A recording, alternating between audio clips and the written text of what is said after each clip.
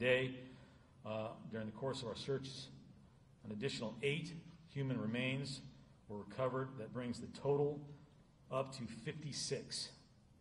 All 8 of those human remains were found in the Paradise area. 6 were found inside structures. 2 were found outside of structures.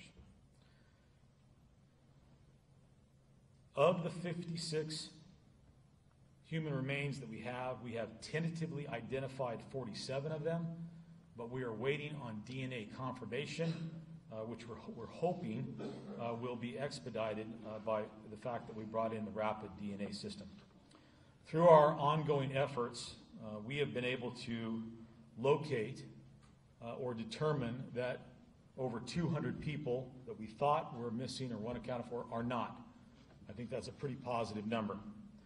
As of tonight, we currently have 130 people on our unaccounted for list, or persons who are unaccounted for.